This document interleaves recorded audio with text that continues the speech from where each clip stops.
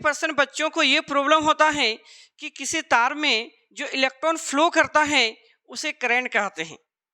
तब इनका डायरेक्शन भी माइनस से प्लस कर होना चाहिए, लेकिन ऐसा नहीं है कि इनका डायरेक्शन प्लस से माइनस कर होता है।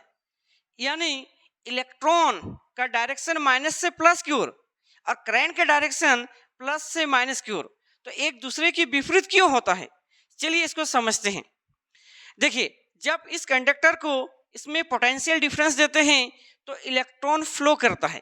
तो ये जो इलेक्ट्रॉन फ्लो कर रहा है इसको हम करंट कहते हैं, लेकिन इनका डायरेक्शन माइनस से प्लस की ओर होना चाहिए, लेकिन ऐसा नहीं है। इनका डायरेक्शन क्या है? प्लस से माइनस की ओर है। ऐसा क्यों? तो देखिए इनके पीछे क्या कारण है। बेंजामिन फ्रैंकलिन ने जब उनको इलेक्ट्रॉन के बारे में पता नहीं था तभी इनका डायरेक्शन को प्लस से माइनस की ओर मान लिया था।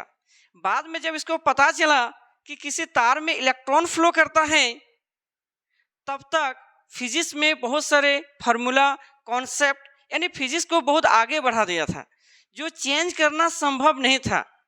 तो प्लस से माइनस की ओर वो बेंजामिन फ्रैंकलिन ने मान लिया था करंट के डायरेक्शन को, जिसको हम परंपरागत धारा भी बोलते हैं।